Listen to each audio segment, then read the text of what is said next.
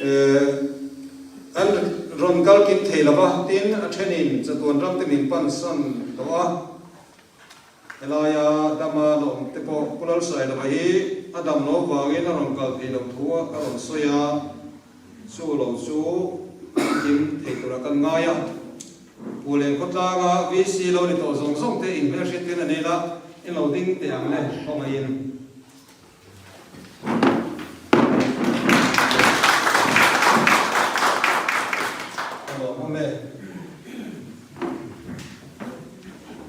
ส่วนการมิสอมเตโอ้ยเมย์คอมมิตี้เมมเบอร์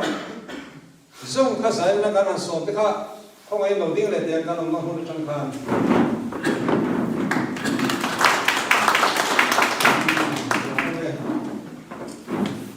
MECP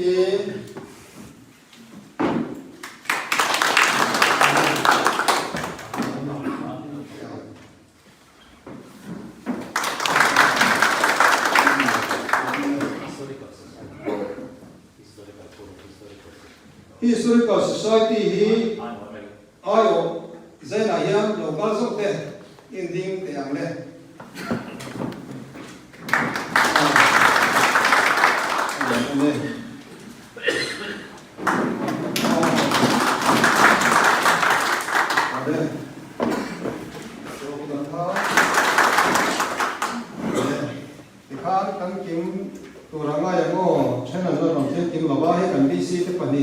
kan program si hi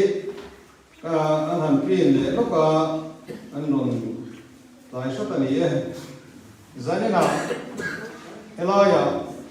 kan mi som te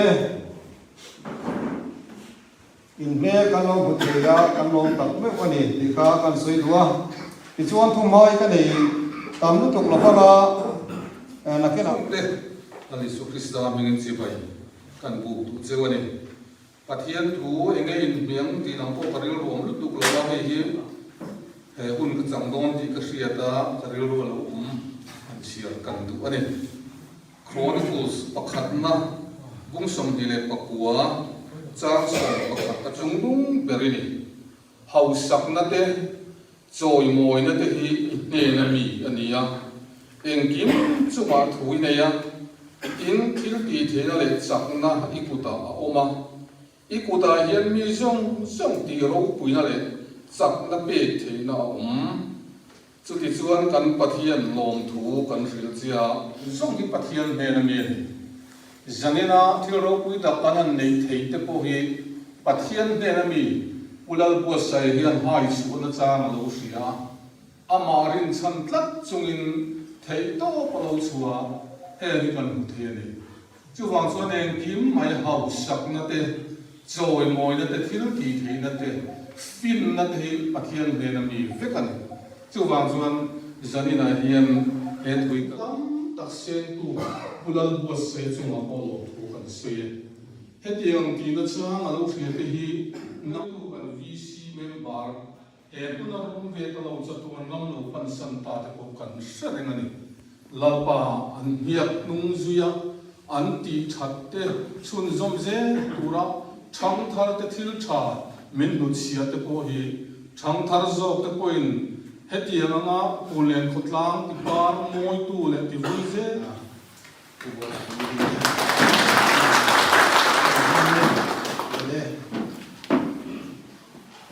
an no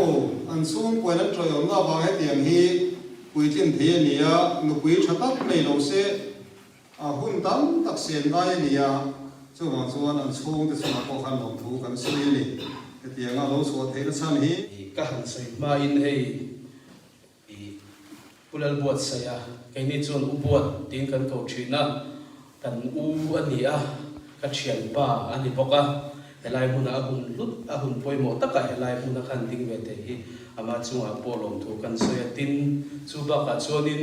ne china kan soi tu te kan tran tu te nan soi tong khanin vo in kan thlen theina turata na kan khotlang lo kai soi tu to zong zong te kan VC te hun tam tak hun har sa tak tak kar apo kan ko lo mai tlak tu te nang ma ni wangin vo in kan ko he kan thlen ani a nang ma di za na chi pai ka bu bok chawani ka kan soi tu ani chuan le khabu hi hemi le khabu hi karon keng lova han ken lan vu vu kha moi che in ka shelo ka lo chiar to a akom chu khi ta khen langa anung akom nung ka tangin han tan akom heta hen langa akom nung khi kilai pen na background khi akom nung lama chuan no boka chuanin kalara pin chuan vek ania le khathachi phek thachi man vek ania ato viawin karinga bubuat hi ka zo ta soi that lo kho me ma se to pa chung kadin dok so ta cheng zaria don ka senga tia chuti khopa aprin man to le khatia anga sen so hau ta kha ania chuanin hele ka buhi phek za pandi ania atu ma zong zong te nen khanin abain athena chunga te chuanin athen pakhatna chuanin mizolang te chanchin na tanga phul mizolang te chanchin na tanga phulen dal khon bol pa te chanchin thleng khana ron sei laga athem dina chuanin phulen village council chungchang sangkha zakwa songa pali atanga sangni le somni pali chungchang kha aron soya chuanin a pathumna chuanin phulen village council duai ni na sang longcher to tu te chungchang kha aron soi poka chuanin chuba ka chuanin aron soi aron ale khabu hi ege kan soi dan chuanin a in ma lai tang khanin ti khan hun masala ma tang khanin bible tong kom takin chronicles kan te dau khan ai la lon so chak char hun kha man lai mizo lal chan chin chung changa min shoi lut phota adota sa phovin mizoram mizote min op chungchang te kami chungchang in rel bol na te aron soi bul le chumin nuwa india ra min na independence kan nei a mizoram po india toy kan lu ru dan te mizo union na chang ho in thleng chungchang kha aron soi bokani chuba ka chuanin phulen lal in thla chon dan chungchang kha aron soya uzak mo ka phulen lal masaber uzak mo ka atanga puvat ok sara na chungchang thek kan aron soya uzak mo ka atanga kandal oksara la hi khang khanen voi khat tang khat na anjang pokani chuan sangkha zakwa som sari pakwa tang sangkha zakwa som tre ka tin ka ra khanin sarkar ege mon in rel bolna le khatia ho bi sin rem lo na thilu tha pama chuta chuanin eo kan ti helaya administrative officer khan in khan khoi in rel bolna kha kalatin sangkha zakwa som re pakwa le sangkha zakwa som pakwa in ka ra khanin vc te dissolve an ni awangin advisory board noya kho kha advisory board ten role na noya khanin pachung role na kha a om ka ni ti kha kan soi le ru ka chan heta an let le ta ila khan nei khopping put chan te pule khopping put chan te kan shet ai lo le kan lo na kha share ka te ang thil tam tak helai review wa kai bo se tang he ka share pha a knowledge tam tam in te ka ba kon na se tu ne na rom tu kan se nun le a kan fin pha sa ta le ni kan bo se na ba he ni ti kha kan se le ko ka chon a to pa kan se bu chu hele ka bu hi voi ka ta se pop pop the an di lo wa han review chen the ko ni wa a chan chu azia tu pa hi ni le ka zia hi ei zon na te ka ron sang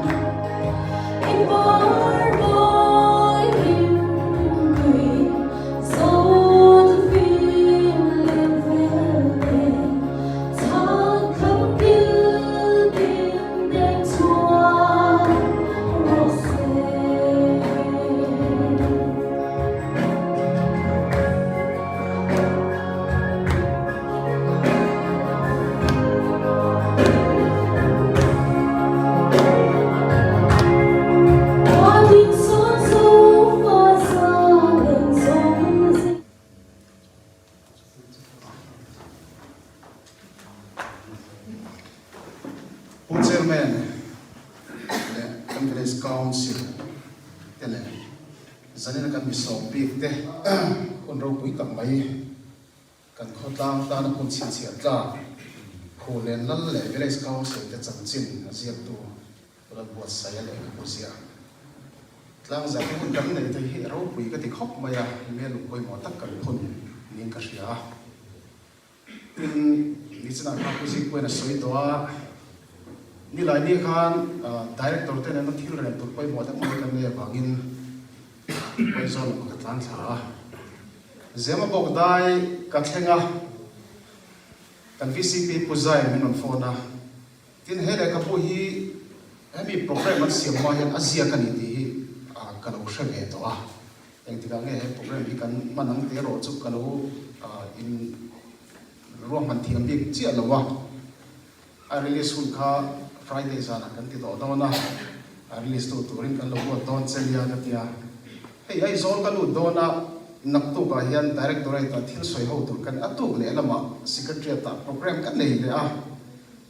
maya ti chon eng po ni sela a program chu lo siam phatula kamin po chu lo da phatula karon ngai to chiang nge ka ti ti chon pui gan ngai to ka thil phur zon tak ka ngai zon tak khalo ni boksia nak tu kan program tu son ma te mo director tu kan phone ten ka dia ei dar ni dar tu mari to mai don sia pu khalo mu the ngem pathian ram ro ta liang a the ama po me ma na kun le ne te ti khal kan tlan tlang phe ina ko lu lum ti chuan a tu kan na tur chu ni lai ya kan zo fel thei ta tiang chuan secretary ta tu lama ko le phe ka le chan po kan tong thui de hlek nga min lo thri thiam mula hetila ya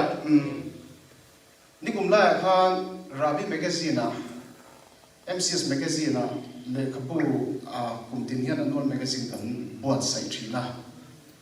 association in en topic nge ka siang ti ka ngai to ni song mani chi ka hun kan nei sia KCL bunga thala ti khat thop gan pang ver mo ta ka tlo chan chin kan sia ka alo ni alo lai lo je chu pak mu chok ta ni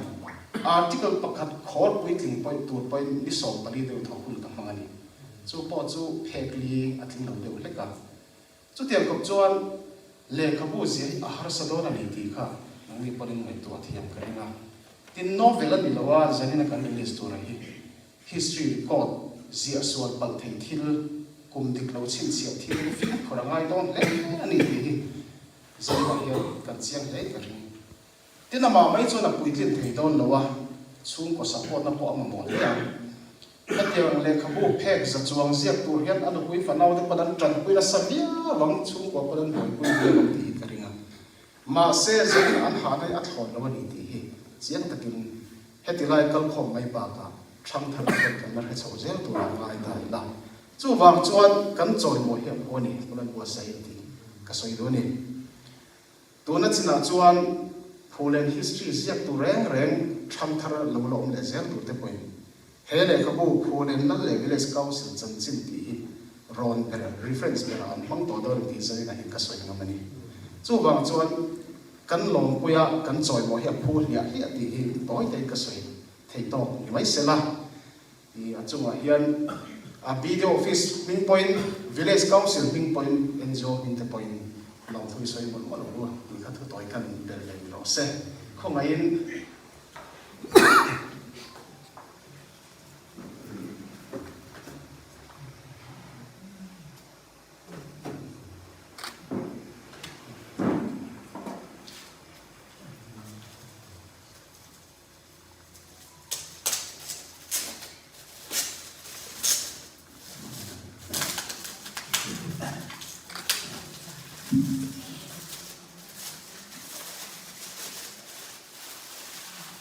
Phulen la le village council chan chin ko bo the point museum he thang thar lo lom le zel tu te ta na ro tling le adwa pian kan sia the tu long takin ka tlang zare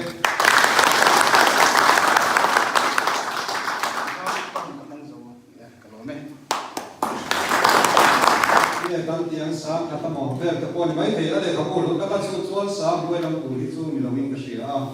ama ro te sai ta ti chuan zamai na le ti do ni ni ma na jang hian le ti hal ma yang kana sa pe ni ti kan sai le ni ka sela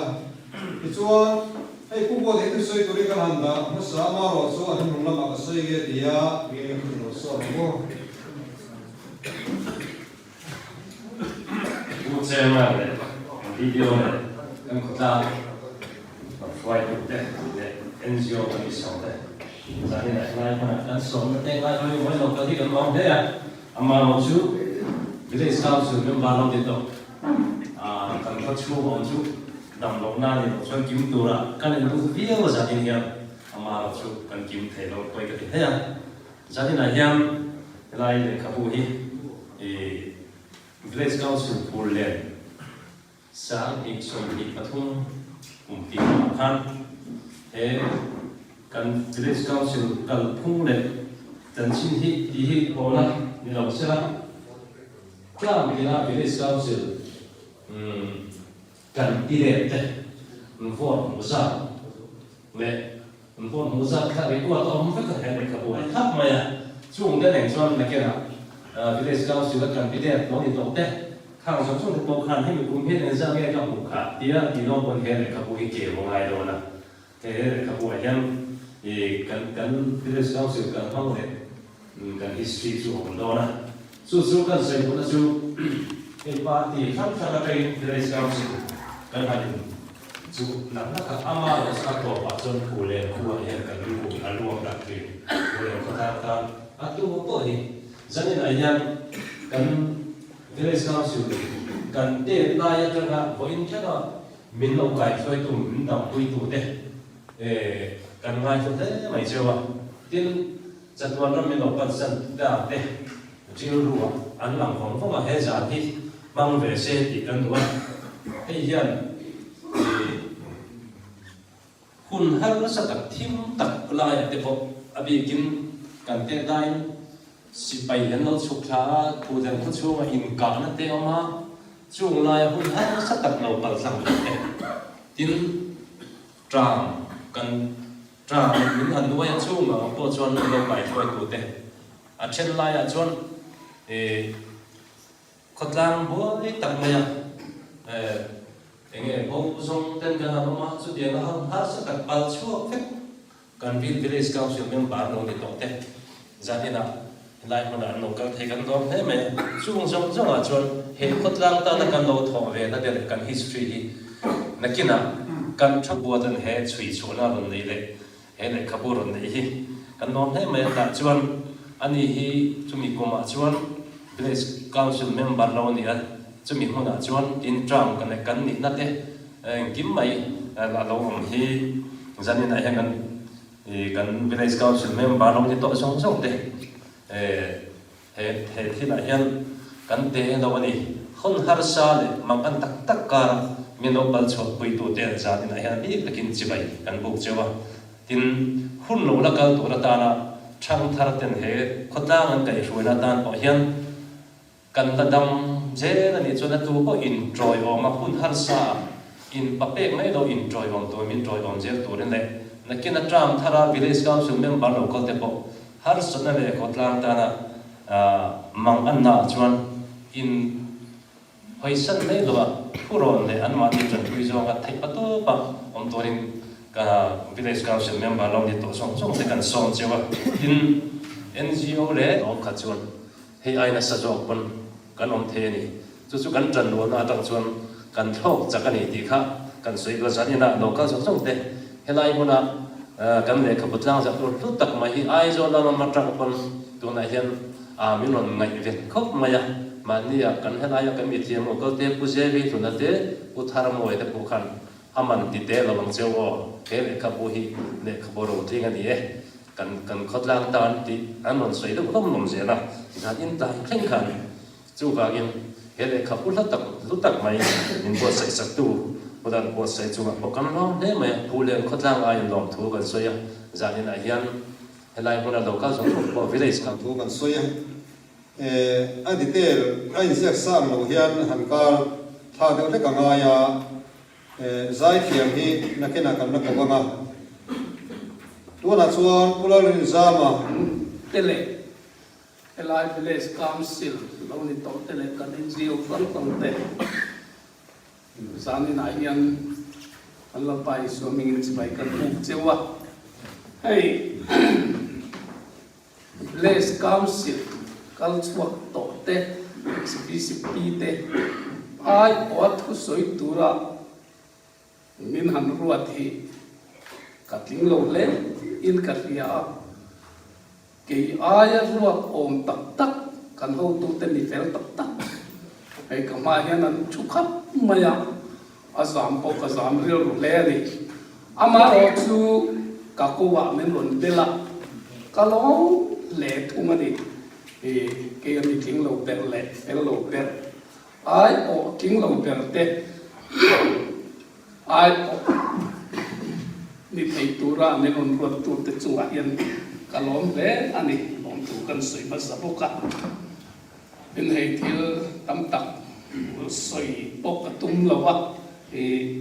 council ten ngai tuana pel pui ting tak le ngai tuana thui tak an manga sumi bo sui ti lo ting tur chuan ubuata alo om hi aro pui le in ka tia a le ei ro ting phulen khota na ro ting le ro lutta min chop chua sakhe awan nei thak le in ka tia a phulen village council lo ting to te le khota ni pui ning poina thanin lom tu ne na kan soi le ni ai le khabu buat sai hi ana mai lo ti chu tu na kan ma bo khan soya ana mai lo zia le thil har sa ani zia te hun rei tak an be angaya bizina kan ngai thak tong khan chung kwa a chan ruwa langaya frisel na ne angaya sum le pa angaya khang zong te heng pulen ko chung ta na pulen mangai na nei chunga atiang le khabu an buat sai hi aro pui ka ti tak zetani tin le khabu buat sai hi thil na mai an ni lo dan chu hai to na pok an pulen chan chin han ziat tur hian thil ngai to na thui tak le riat reng na thil nei te hi alo har zia te ki zane na ten an soi kan tu tel pakhat chu phul le kan har san le ram poi wang lai taka kan village council somruk le pariat le somsari in kara ram poi sipai wang lai ni ti kan in pom nga mga yang ti hikatin lunga lian khom ngai chu wangin he khotlang ma ngai tu lo em ko to tu te chan chin zanina tlang zara a omna tu na tanga chuan local le zer tu tu masa ka soya he khot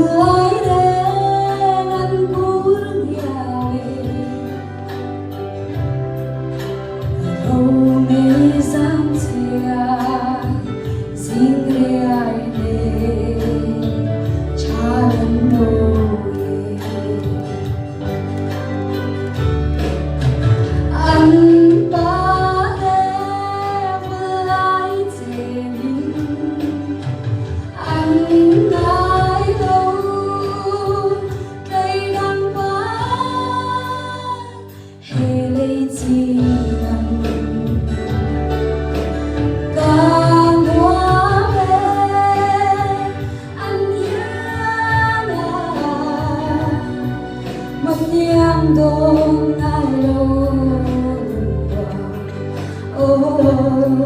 ông về ngài mô xin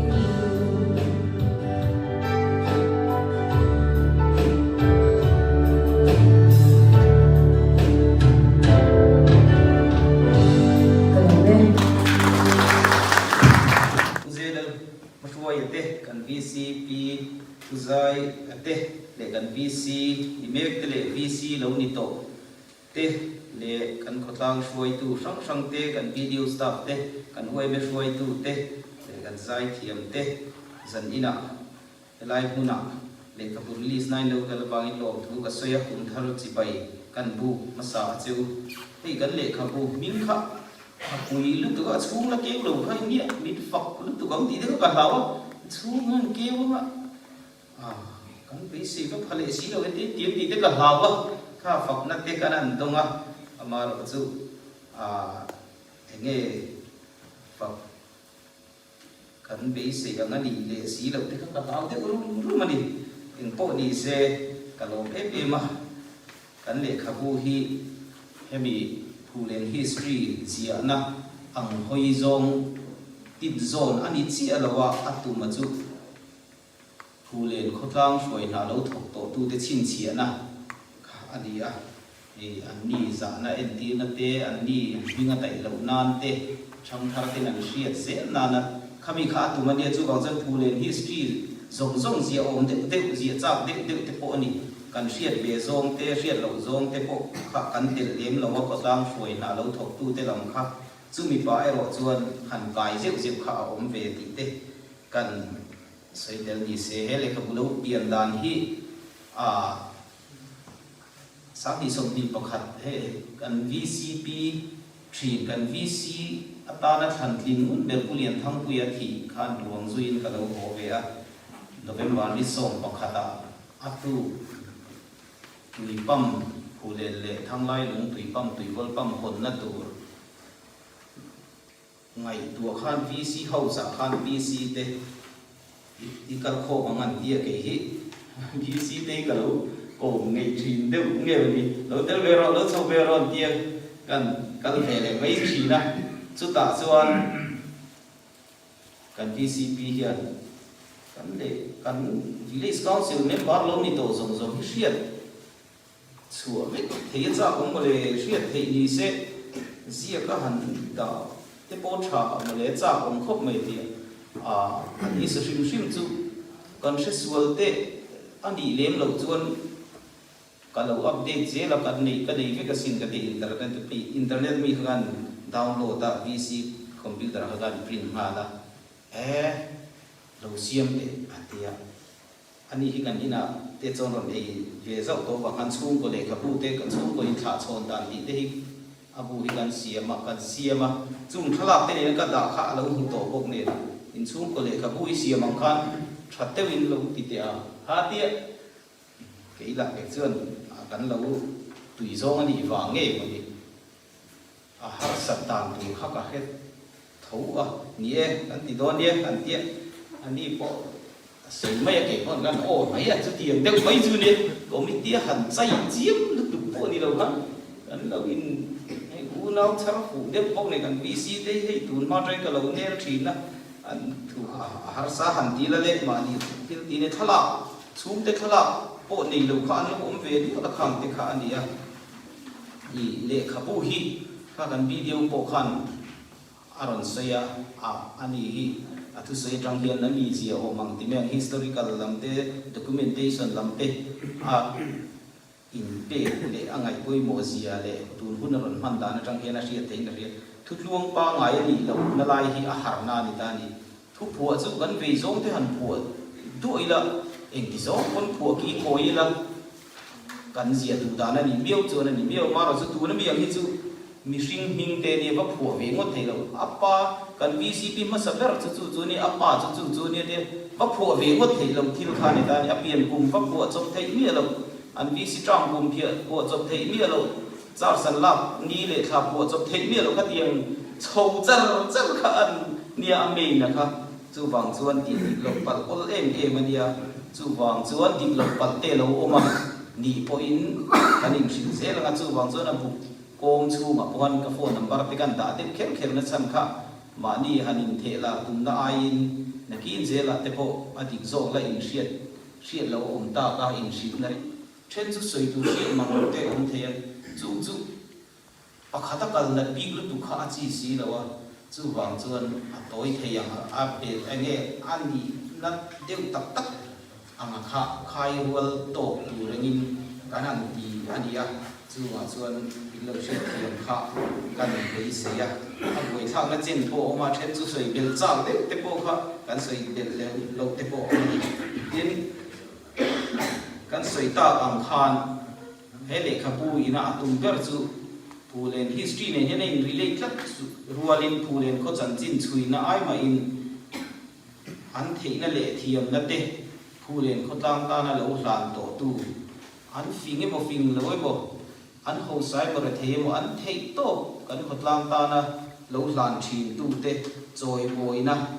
an ni za na thang thar ten he mi te hian kan ko tlang ta na thei to kan lo hlan ve to thina ni ti an hriat zui lawa an minga ral hi a hla ka ti ve thina chan chu hanin zo hian soi thei mei lo te hi a ve fo to thina chu zong song chu ri ko da hi ka du em ma chu le khabuina atum ber po ania chu ti rual chuan fam kim tok lo na te po the ni tiktok lo te fel tok lo te chu ti ti te chu lam chu han thur te se on ti te po mai thei ma ro chu a to zon thiam har ma fam kim tok lo wang ti ring chungin tham thar ten tu tenge kan khotlang shoi tu lo ni to te amo kan khotlang chu ti laya eng party nge khotlang kai shoi eng party a antinan vc zd congress anin le lai bo ro ti te hatiang chi te par enge hati lai khan party eng za nge ti ka tin vc nei thei zat kha adang lama tin mania ko an sei bel tai la pulen vc treasure ma sapel nge ti kha pulen group a kan sei hawa a upade de kha kan rim ko la maro chu treasure post siam tak kha chu kan physical to ai auto sei tu puzama kha ani kha ma sapel ani ti te kha tiang ji hil hi zia ka chin chia lo chun han soi mei don pon ahun line nge te pon lo sia lo hi lo om thina chu wang chuan he le khapu hi thang thar den pulen an la khotlang shuai na thok tu te chung chang an la ngai tua an la enge an la soi le ta mo an la ngai venan zira mo research se mo an la be du una tang kai na ala nei ve nge ro chu ka ring ve tat ani chung chu ni ta se tin hei lom thu lam kha han soi ka tua kan vc te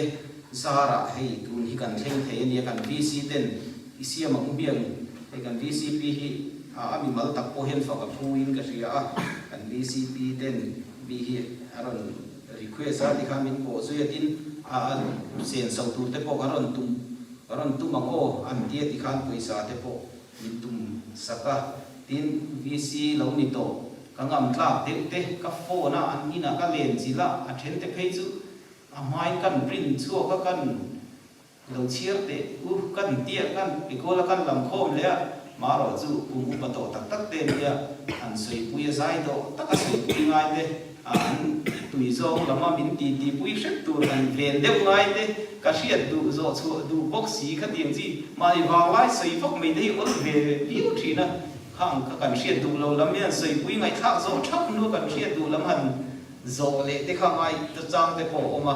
ti khan karon chau kan ko ka hodo na piang hian ka zo tur hi kan or bu han ka king ko sia kan or he hi chu ka zo dang he chu ka zo dang ti hi christmas ma kan ron ho te hol he ni bot mi thi ang mo te hian kan nei deu sia thina chung bel khom chu ni tun ma tre ka hriat cha hi chu tun nuai ro chen hei phone te on han sei bel le lo kila tun ma khan hei blogger hun lai blog kha kan siam ve pulen website ti men kan hriat thiam dan website ko ni renga internet site pulen thala pakhat handa tu ko ta nei lo khua tu na in phone la ko mon si lo ka hriat reng chu champhai thala champhai khodai thala ki ka da champhai ko se chiang em tu han hei pulen ni lo hi champhai ni hi ron tin la cái gần kho hồ mấy bốc xí đâu chứ gần kho thà là cái này bốc xí đâu khát tiền khát mà thì kho khát cả phạt tộc gần đâu về về gần đâu nó kho chấm đê rồi chùa ta luôn gần thì là ôn xăm ta em mà thì ôn xăm ta số cái chú vàng chân phô nè tê kan bia hay kan pasama ulen zama tê kan pengun khopa an mu to ngai mo ti kan ngai tu ke ti meng rei te kan ni khatianga han biak zan re te kan bia tin pachuai te tin hei pachana te ho te ron ka bit wala sa tin ku ta kan ma pa uzama vc secretary lo ni re to thin ku ta kan naya an ron om ta bok ne ani kan siar tir bokani nam chak hak lo thil asot har e matin kan vc lam te bok an sim akan han tia kan han chot san fang kan vc te pen sha to lo ni la ka tin hian kan vc pi kan zo dot te hero ti le ti ka kan ti tha le a kha tiang vel kha ani phung ani a chu kan vc te i zara tun hi thleng thei kan ni ti kha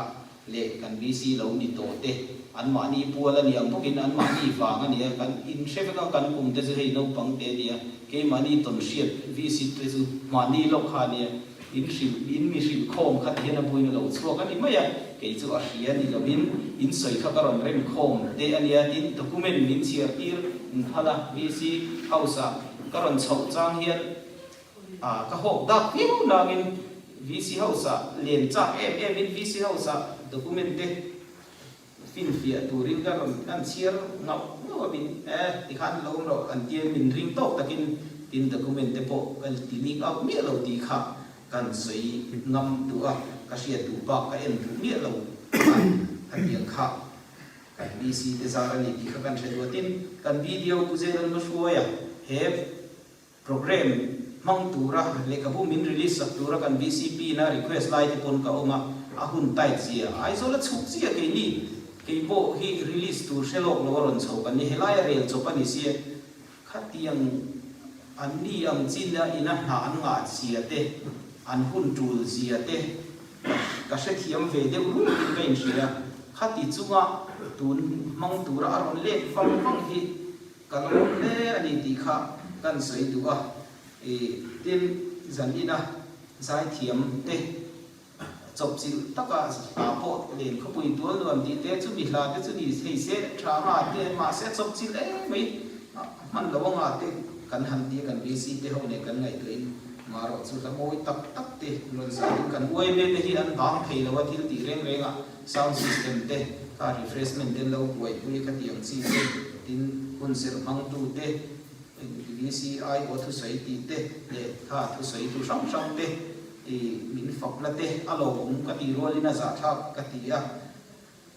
zanina hian ka phulo in min choi moi ni in ka ria ke chuan in sei khom sa kha ka lo rem khom mai ani ti kha kan sei non le ni se in hun tha min pe tu pathian he na lom thu se tu na kan program hi pathian shroi na ten lo chuan kan le ka bo min release sak tu in pathian in remati niang pathian in ati kha ka pom view me ke po yu kan chho lungphun turi karon chho ani lungphun po ka kan thei ka ring lo he kan pu zon te helai a cycle la po additional dc lo ni to pu ma pa kha he kan nu te lam man ni ta ma pa chun min tia thing pui an fa pa te bera thia thing pui lung ta kan boi sa karon kal ma san pon dar som thleng kha ral na hunan mana vai kan oma ti khan kan boi me phun po kan man the ka ring lawa ma se rem chang em mai an thian pa ria ta ron chuka motor aron chho no me ya motor a man se tu li se tau tak tur kha higher ang mai in ma ni tu thalin chu wai kan ron chho ti khan ti pathian in remati ni ang le kha bu release asan baron kal ti bui tha tanga holam te bon ti la oi don mani le ti te kan se ma se hei tiam ba khian le ka release a chen kan khu han release ve don ta se tiam hin som khom thenge mo ka tia kan vc te zara tiam hian mi poi bo kotlang suai na ko nga enge khatiang kal khom ma ka le khapu te kan ti ve mai nga kan han release kalom tak seta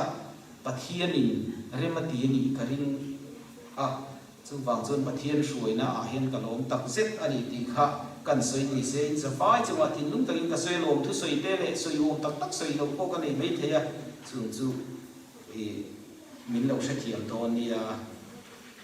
kalome